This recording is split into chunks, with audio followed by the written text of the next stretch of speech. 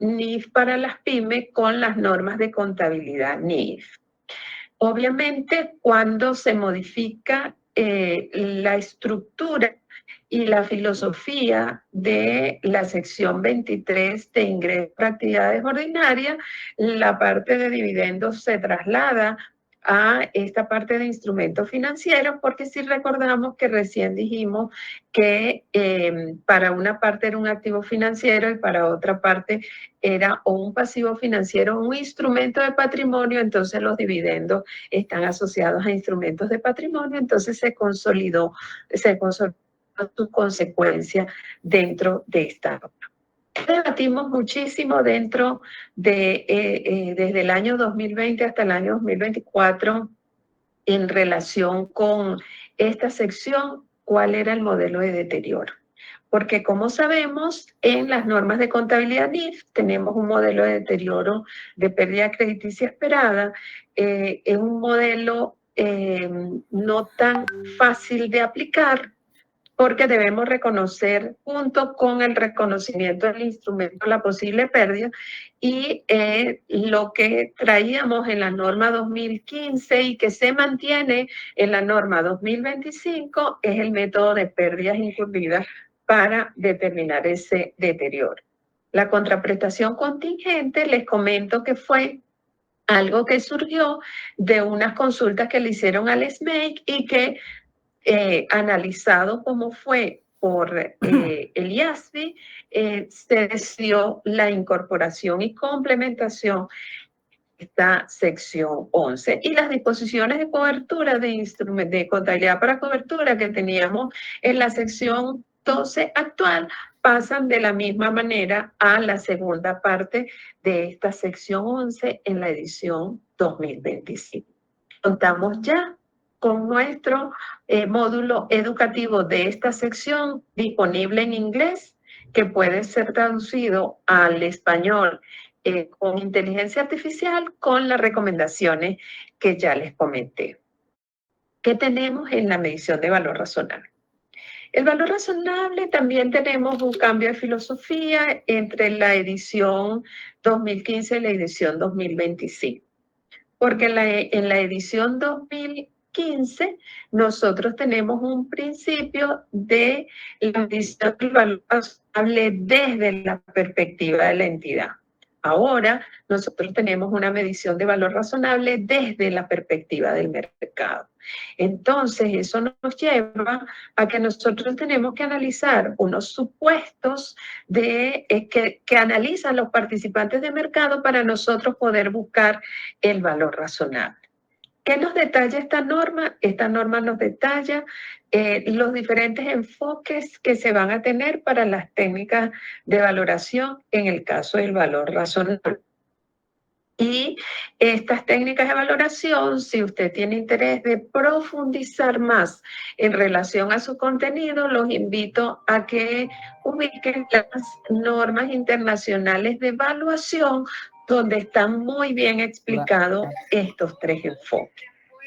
En el caso que usted deba ubicar el valor razonable para instrumentos financieros o para propiedades de inversión o para activos biológicos, nosotros vamos a utilizar una jerarquización en la determinación del valor razonable y algo de esto ya nosotros tenemos en la sección 11 actual, párrafos 11, 27 y siguiente, donde de alguna manera había algo parecido a esto, pero en el caso de esta nueva sección tenemos explicaciones más precisas en cómo nos vamos a manejar los datos de entrada en niveles 1, 2 o 3 para poder tener una medición fiable del valor razonable en aquellas partidas en las que están requeridas por la norma.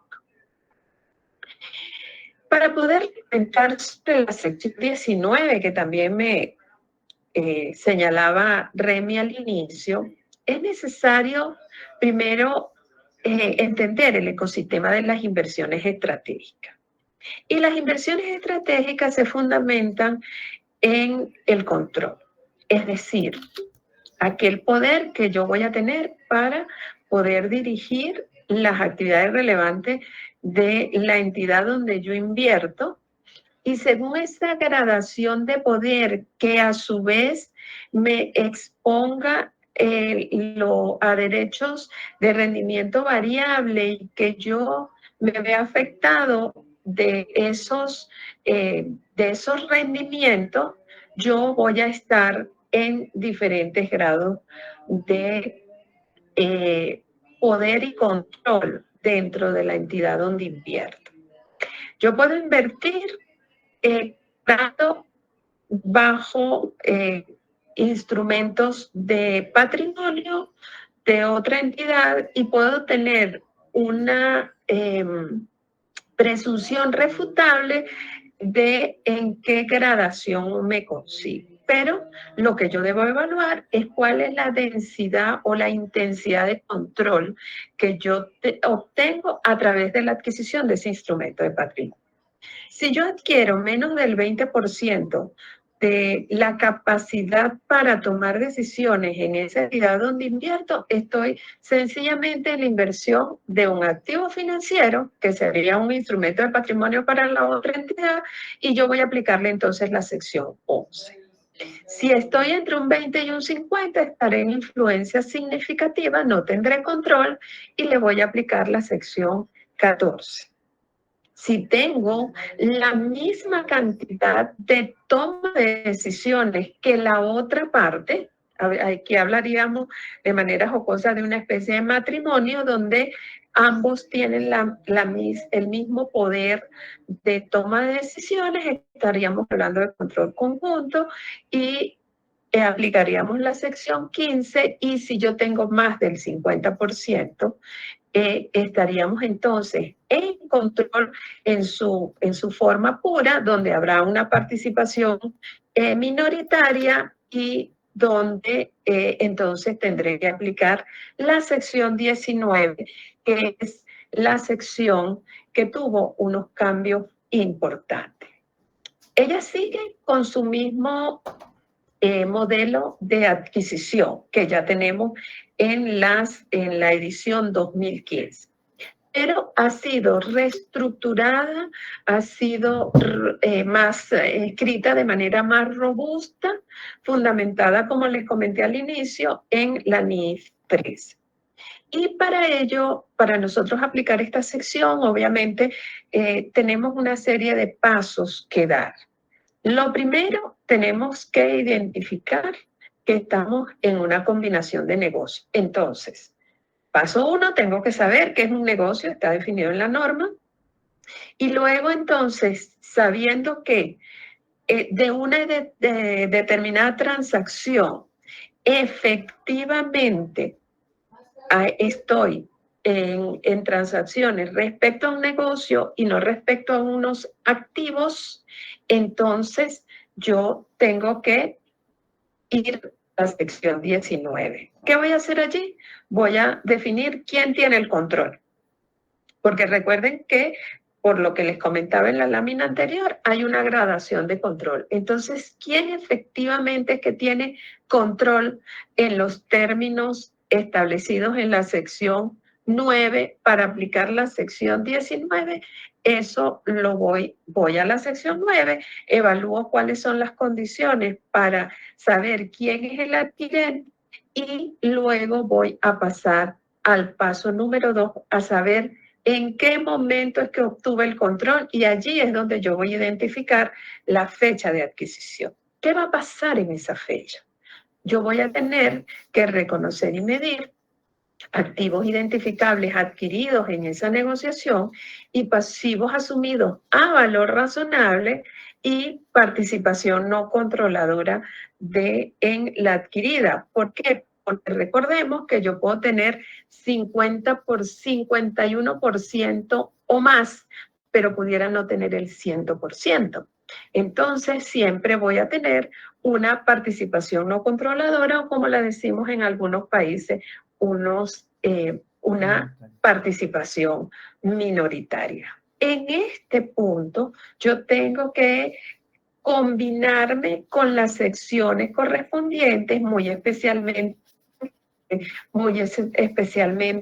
de pasivo, de provisiones, de impuesto diferido, de beneficios a los empleados, para yo poder tener un espectro completo de cuáles son los activos y pasivos que he adquirido en el momento que obtengo control. Y obviamente tengo que establecer cuál es la plusvalía que pueda surgir en caso que la medición de esos activos y pasivos, ese valor neto, supere o sea inferior, perdón, a lo que yo he pagado. Es decir, que lo que yo he pagado supere a la medición a valor razonable de esos activos y pasivos.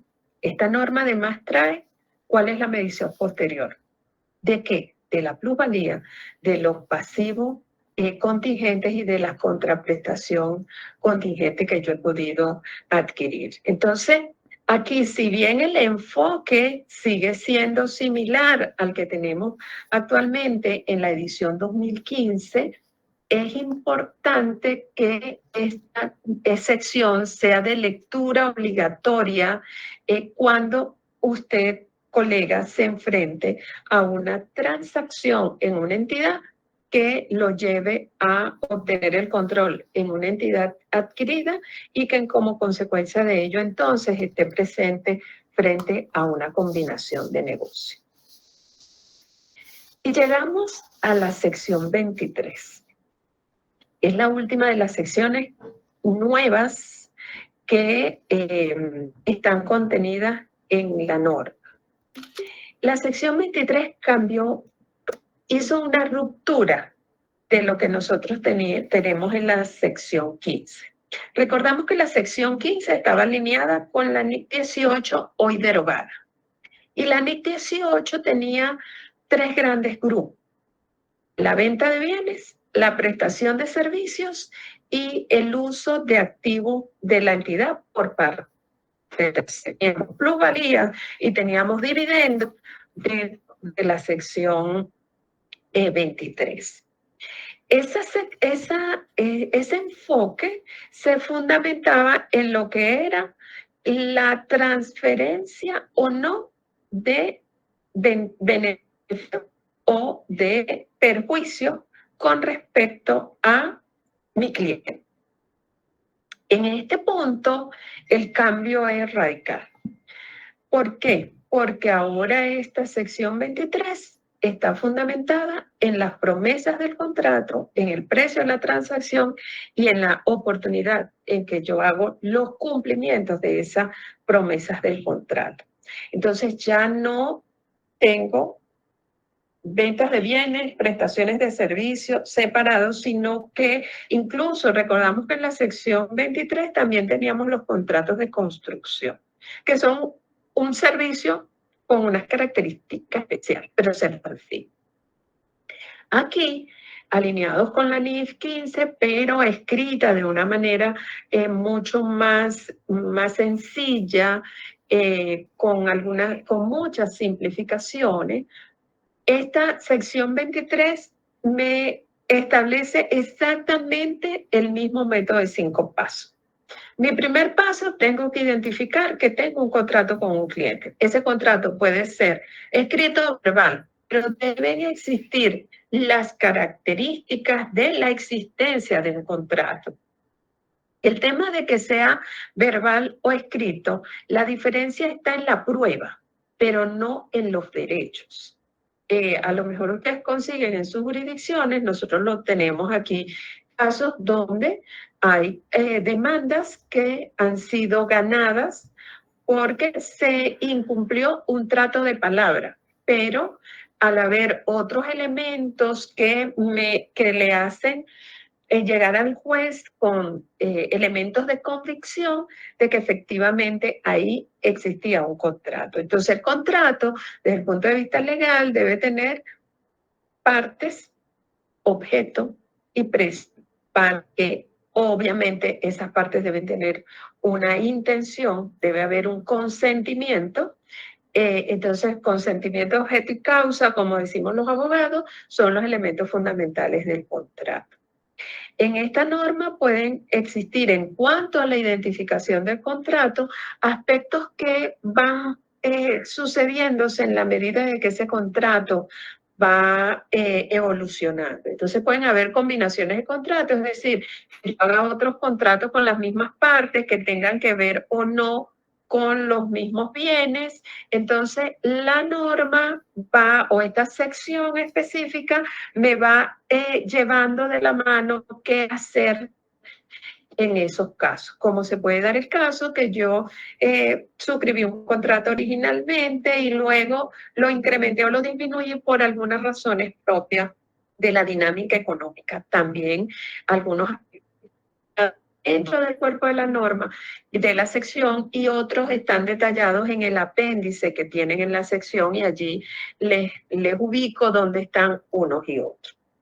Después que usted está claro que tiene un contrato con un cliente, lo que va es a identificar cuál es el objeto. Y para efectos de esta sección se denominan promesas del contrato.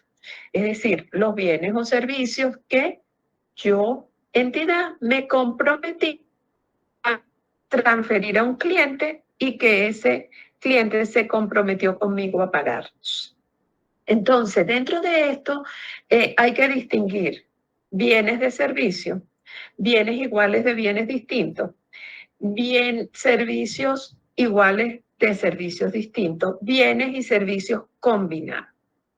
También hay que distinguir si estos bienes o servicios tienen garantía, si estos bienes o servicios que están dentro del contrato le puedan dar derechos a mi cliente, o si esos bienes o servicios son míos o yo simplemente soy un intermediario o si yo simplemente estoy otorgando son derechos de uso de algún intangible.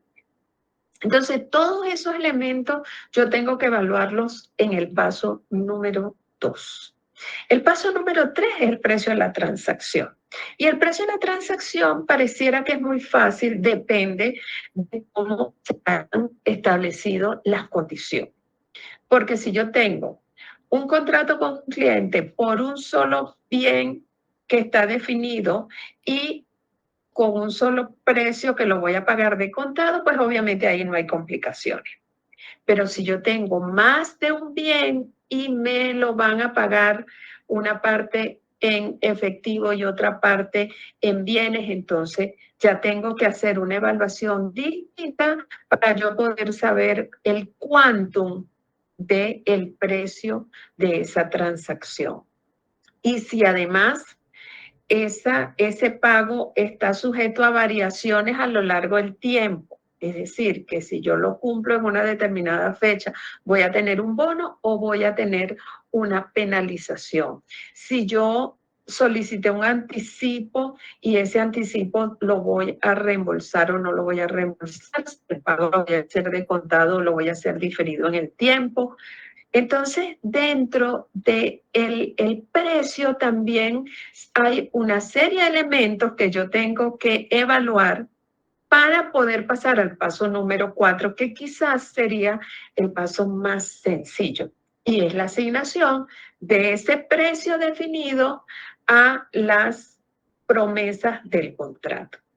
Importante destacar, pasos 1, 2, 3 y 4, tenemos que hacer juntos en el mismo momento para usted entonces poder establecer el horizonte de reconocimiento de ingresos cuando se cumple la promesa del contrato.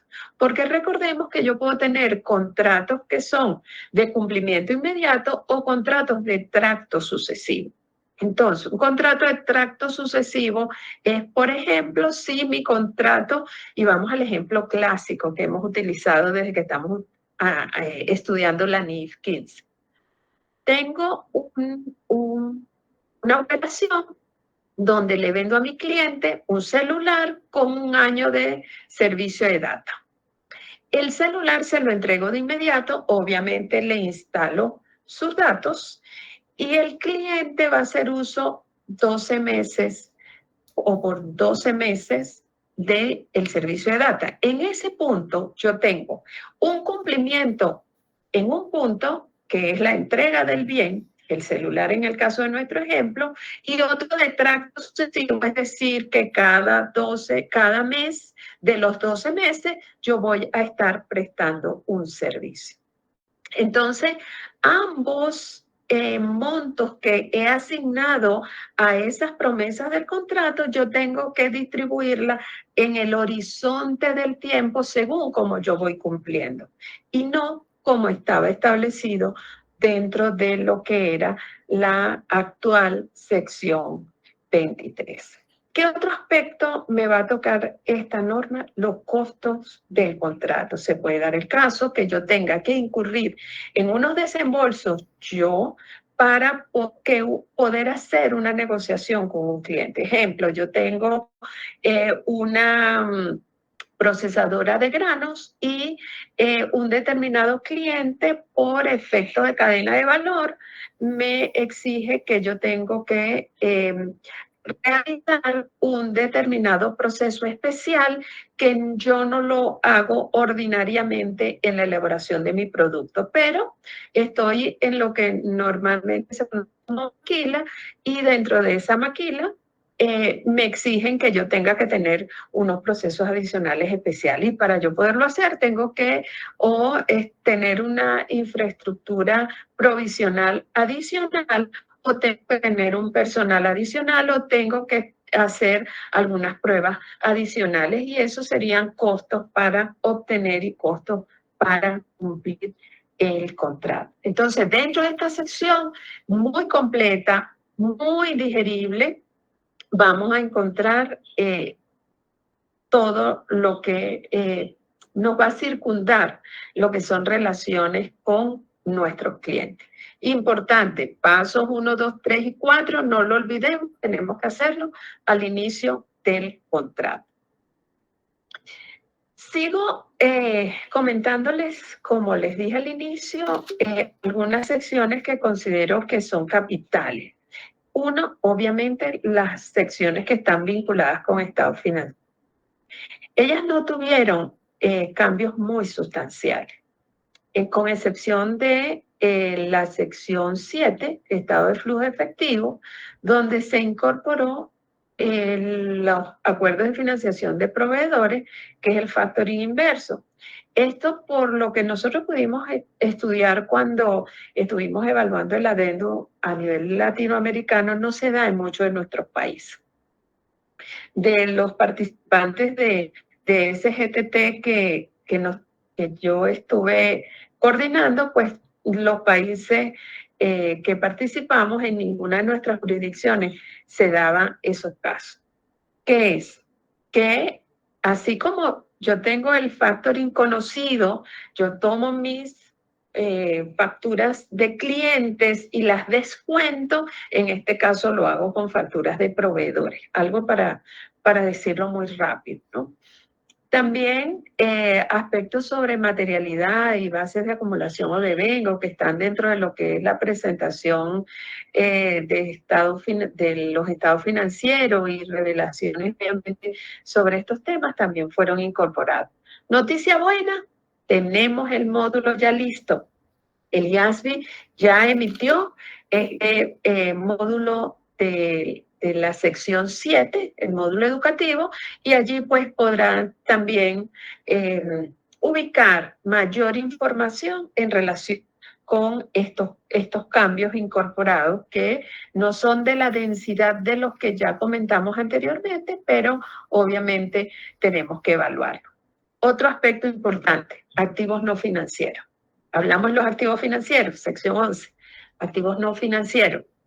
Dentro de esto, obviamente, a la incorporación que esperábamos era la de las plantas productoras. Eso ya lo habíamos estudiado en las normas de contabilidad NIF cuando se modificó la NIC 41 y la NIC 16, donde estas plantas productoras, aquí también se incorporó desde un inicio lo relativo a a este mismo tema.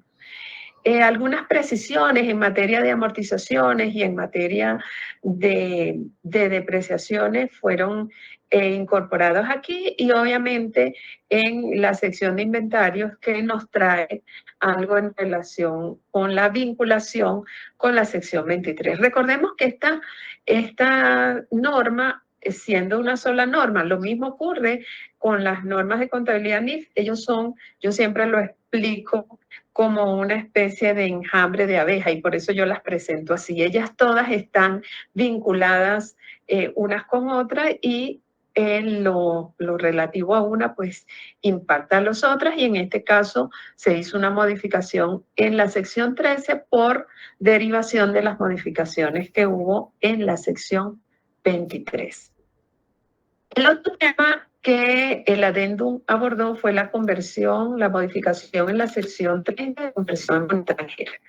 ¿Qué recordar de esta sección que tenemos aquí? La definición de moneda funcional, que es lo primero que nosotros tenemos que saber cuando vamos a aplicar contabilidad en una entidad. ¿Cuál es la moneda funcional de la entidad? Porque eso es lo que nos va a permitir saber entonces cuáles son las monedas extranjeras. Y recordamos que la moneda funcional no tiene que ver con el espacio físico, la ubicación física de la entidad, sino con el entorno económico donde ella opera. Y recordamos que todos estos aspectos que ustedes ven en ese cuadro están contenidos dentro de esta sección o están regulados dentro de esta sección. ¿Cómo defino la moneda funcional? ¿Cuándo cambia? ¿Cuáles son las transacciones en moneda extranjera? ¿Cómo mido una inversión neta en el extranjero y cómo hago esas conversiones a una moneda de presentación distinta a la moneda funcional o la conversión de un negocio en el extranjero a otra moneda? ¿Qué se le incorporó? El aspecto de intercambiabilidad y nos presentó una guía donde nos señala que nosotros lo primero que tenemos que preguntarnos es si nuestra moneda funcional existe respecto de ella convertibilidad o no con moneda extranjera. Y la convertibilidad entonces está allí definida y la sección y la guía establece que debemos entonces estimar el tipo de cambio, porque si no hay convertibilidad no tenemos un tipo de cambio definido, fiable para la medición.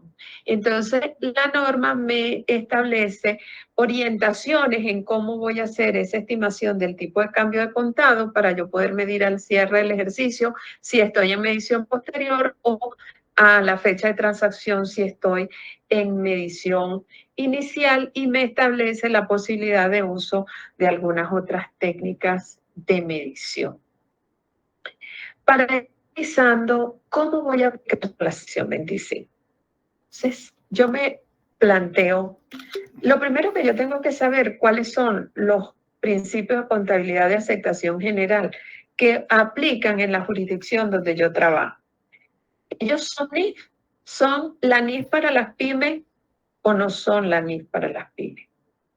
Recordemos que cada jurisdicción va a hacer un pronunciamiento de adopción en la forma como la jurisdicción lo haya decidido de esta edición 2025. Y supongamos que una jurisdicción establece, a partir del 1 de enero del año 2027, todas las entidades de mi jurisdicción van a utilizar la NIF para las pymes para fundamentar sus políticas de contabilidad para la preparación de sus estados financieros con propósito general. Si yo tenía otro cuerpo normativo local, entonces yo tengo que aplicar la sección 35 porque es la primera vez que voy a aplicar la norma NIF para las pymes. Pero si ya la jurisdicción se había pronunciado y yo tengo mis políticas de contabilidad fundamentadas en la edición 2015, entonces yo tengo que revisar esas políticas de contabilidad con los cambios que tuvo la edición 2025 para entonces yo establecer cuáles son esas diferencias. Pero además, yo tengo que saber si yo estoy aplicando adecuadamente esas políticas de contabilidad. Porque si no las estoy aplicando adecuadamente, yo primero tengo que corregir esos errores. Porque si las políticas de contabilidad son unas y yo estoy aplicando algo distinto, estoy incurriendo en unos errores que la sección 10 me orienta cómo debo corregirlo. Después que esos estados financieros previos o que aplican la edición 2015 o la combinación con la edición 2015 y estén adecuadamente reconocidos, medidos y presentados, es que yo voy a poder aplicar entonces lo que es el anexo A, que ya lo vamos a ver de transición, para yo poder migrar por primera vez de la edición 2015 a la edición 2025. Y ese anexo de transición entonces me establece unas flexibilidades. Lo normal es que yo siempre haga una aplicación retroactiva. ¿Por qué? Porque hay unos cambios de política, pero siempre en la fecha de primera aplicación o la fecha de aplicación inicial, siempre se nos ha establecido unas facilidades para migrar de, de una situación a otra situación. En este cuadro les dejo cuáles son las que el IASBI necesariamente nos obliga a hacer una aplicación retroactiva y cuáles nos obliga a hacer una aplicación prospectiva. Les voy a detallar un poquito más en relación con la sección 23, que les digo que es sumamente importante. Y las facilidades que nos trae este anexo de transición están circunscritas según a cómo sea la condición del contrato. Obviamente, contratos que se inician y que se complementan en el periodo de primera aplicación, ya sus efectos están completos dentro de lo que es el estado de resultado. En ese caso, este anexo establece que no se va a respetar. Pero ¿qué pasa si estos tenían contraprestación variable y qué pasa con la comparabilidad? Este anexo también me establece lo propio. ¿Y qué pasa con aquellos que fueron modificados al inicio de esta fecha de presentación inicial?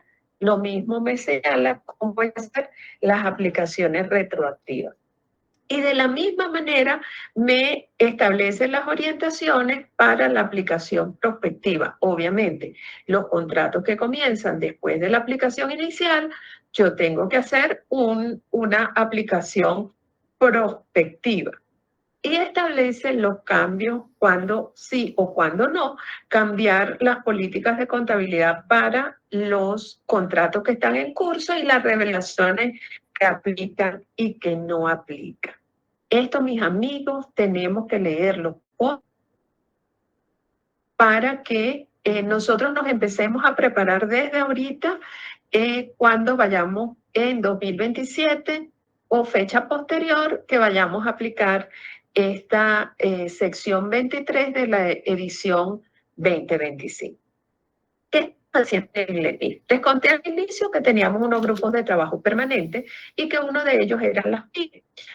Tenemos 11 emisores que nos han nombrado un representante y que detrás de ese representante hay unos equipos donde estamos trabajando para tener a disposición de todos nuestros aliados, todas las jurisdicciones y todo el que obviamente tenga necesidad de información adicional a la que IASBI está emitiendo en inglés, esta NIF para las pymes. Tenemos previsto crear informes, resúmenes técnicos que le permitan a usted concretar y concentrarse en los aspectos fundamentales de cada sección, postcat y webinar en los cuales vamos a poder interactuar corto más largo, porque entendemos que tenemos colegas que son más visuales o colegas que son más auditivos. Entonces, estamos trabajando de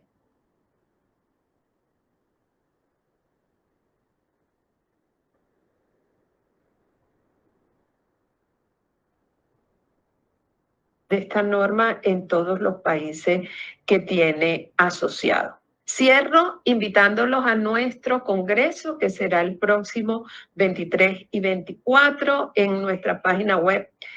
Tienen toda la información y les recuerdo que saldremos adelante trabajando juntos. Muchísimas gracias, amigos todos. Muchísimas gracias por la invitación con la cual me siento verdaderamente honrada. Gracias y estoy atenta a sus comentarios. Al contrario, Noreli, somos nosotros los agradecidos. Excelente presentación, muy bien resumida. Tiene una capacidad de resumen muy grande. Felicidades por eso. Y aquí van algunas preguntas. Un colega, dice Domedio Lara, nos pregunta ¿desde cuándo es su implementación obligatoria y si se puede hacer la aplicación anticipada? Sí, recordemos que cada jurisdicción debe hacer su emisión de adopción. La norma general trae primero en ejercicios que se inician a partir o desde el 1 de enero del año 2027 y sí permite su aplicación anticipada. La norma ya está emitida, usted puede aplicarla, pero recuerde que usted está alineado con lo que en su jurisdicción se avala. Otra pregunta nos hace Carlos Javier de Nicaragua. Nos dice que en el mapa que mostraste inicialmente no vio a Nicaragua como país que estaba adoptando la NIF para las pymes. No sabe él si no se fijó bien o si fue alguna omisión en tu presentación. No, lo que pasa es que el mapa tiene los países que están asociados al GLENIF y el organismo emisor de Nicaragua no está asociado al GLENIF. Por eso es que está circunscrito única y exclusivamente a los organismos asociados al GLENIF. Entonces vaya la invitación a nuestro amigo Carlos Javier, que Nicaragua se pueda asociar al GLENIF, que sea uno más de los países latinoamericanos que se unan al GLENIF. Claro, estamos con las puertas abiertas a todos los colegas de América Latina. Claro. Bueno, y por si acaso, haciendo un poco de historia, estuvimos en la fundación del GLENIF con Gustavo Gil hace muchos años atrás. 2011. Bolivia, fundador del GLENIF, ¿no? Entonces, es bueno, correcto. Invitamos a todos los países que no están todavía suscritos que lo puedan hacer. Otra pregunta nos hace nuestro amigo Santos Emilio y nos dice, ¿cómo se manejan los activos digitales en la NIF para las pymes? ¿Y qué controles hay que tomar en cuenta para su evaluación y registro? Ok, respecto a los activos digitales o las monedas digitales, no hay, y eso sería una transacción inédita donde usted tendría que ir a la sección 2 y establecer sus propias políticas de contabilidad. En algunos países han sido emitidas ya por los entes que emiten principios de contabilidad, algunas disposiciones en relación con la moneda digital o los activos digitales, y que se aplican conjuntamente con la NIF para las pymes. Dentro de la Fundación IFRS no se ha tratado el tema, no se está tratando, no está previsto tratarlo en el corto plazo, pero usted tiene la opción de preparar su política de contabilidad propia alineado con lo que se haya establecido como política de contabilidad para su PES. Otra consulta nos hace Gladys, nos dice de que si al momento de implementar la NIF para las pymes es necesario cambiar de sistema contable o se puede hacer con el mismo sistema que se viene aplicando actualmente. Para poderle responder con precisión a esa pregunta, la robustez de su sistema de información tendría que evaluarlo la entidad, porque la NIF para las pymes lo que establece o lo que le modificaría sería el plan de cuentas y las políticas de contabilidad. Ahora, la forma de procesar cada una de las transacciones, la robustez o no que tenga el sistema, pues tendría que evaluarse cada sistema en particular. No podría darle una respuesta de cambio o no cambio, porque todo va a depender de qué tan robusto o no sea el sistema de contabilidad al que usted se está refiriendo. Gracias, Norelia. Otra pregunta tenemos, dice, bueno, se usa mucho el término costo o esfuerzo desproporcionado en muchas partes de la norma y desde su inicio. Si nos puede dar un pequeño ejemplo para poder entender el concepto. Ok, costo de esfuerzo desproporcionado. Imagínese usted una entidad que, y tomemos el caso de los activos digitales. Imagínese usted una entidad que tiene una muy baja inversión, porque aquí el tema de materialidad también es importante, tiene una muy baja inversión en activos digitales. Y la política de contabilidad que pudiera haber sido establecida es la medición del valor razonable. Pero para usted medir el valor razonable, usted tendría que, por ejemplo, solicitar la intervención de unos expertos que van a ser sumamente costosos para medir una partida que tiene poca materialidad dentro de los estados financieros. En ese caso, podría aplicar esa exención de costo de esfuerzo desproporcionado para no tener que aplicar el procedimiento normal. Un ejemplo clásico lo tenemos en la sección 28. En la sección 28, cuando vamos a medir los planes de beneficio post-empleo, hay un procedimiento de la aplicación del método actuarial y eso implica la contratación de un especialista para que nos mida cuál es ese pasivo que va a tener la entidad a lo largo del tiempo según cuando se vayan a retirar, se vayan retirando los trabajadores. Pero la misma norma establece que por aplicación de costo de esfuerzo desproporcionado trae un procedimiento simplificado para que usted mismo dentro de la entidad, sin la necesidad de la contratación de un experto, usted pueda determinar cuál es ese pasivo de los beneficios post-empleo. Allí tiene el ejemplo más clásico que está respondido dentro de la misma norma. Muchas gracias, Norelia. Y una última pregunta, ya estamos en tiempo.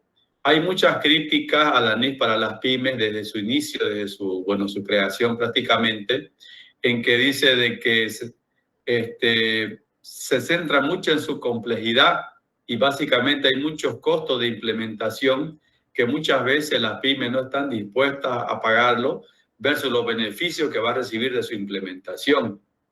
Lo que se entiende es que la NIF para las pymes busca simplificarlas, pero en algunos casos las complica. ¿Cuál es tu percepción de este tema sin comprometer obviamente la opinión de Glenys, sino una opinión personal tuya? Claro, mi opinión personal es que la NIF para las pymes, igual que las normas de contabilidad NIF emitidas por el IASB, son normas de alta calidad. Son normas que nos pueden dar muchos beneficios porque tienen una claridad meridiana en la oportunidad y forma como yo voy a convertir una transacción o un evento económico en información financiera útil para la toma de decisiones. ¿Qué es lo que ocurre en la mayoría de nuestros países? Que en la mayoría de nuestros países estamos muy centrados en el tema tributario. Entonces, pensamos que las leyes tributarias de nuestros países dictan contabilidad y en la oportunidad que he tenido de revisar la mayoría de las legislaciones tributarias, por el contrario, hay legislaciones tributarias que hasta aclaran que ellas no tienen disposición para que se lleve la contabilidad como normalmente lo escriben, sino para aspectos tributarios. Incluso en temas tributarios nos ayuda mucho las normas de contabilidad NIF porque aclaran con toda precisión cómo he reconocido y medido cada una de las transacciones y eventos y puedo entonces perfectamente hacer la conciliación fiscal de renta para la deducibilidad y gravabilidad. Desde mi punto de vista, de manera personal, pienso que son muchísimos los beneficios.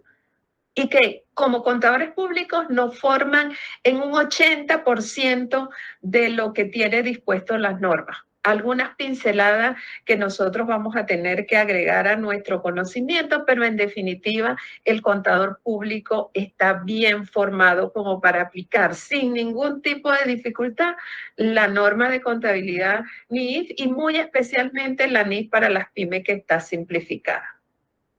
Muy bien, estimado Norelis, has tocado un último punto que da para otra conferencia, así que en cualquier momento te invitamos, porque realmente es una polémica muy grande, ¿no? Que los estados financieros que elaboramos nosotros son para propósito general y no para un propósito específico como es impuestos. Entonces, es uno más de los beneficiarios de los estados financieros, pero no es el único.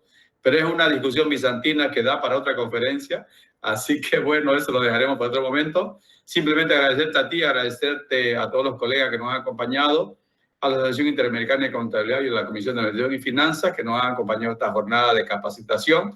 Agradecerte por tu excelente presentación. Buenas tardes y tu despedida final, Norelis, por favor. Bueno, muchísimas gracias. El GLENIF está abierto para todas las jurisdicciones. Cada uno puede hacerse llegar a través de su ente emisor. Tenemos ese equipo que está trabajando. Mientras seamos más, seremos más fuertes y como lo cerraba mi presentación, saldremos adelante trabajando juntos. La unión es la fuerza. Muchas gracias, Norelis. Un gran abrazo. Honrada por la invitación. Gracias a ti. Chao, chao. Adiós. Chao, chao.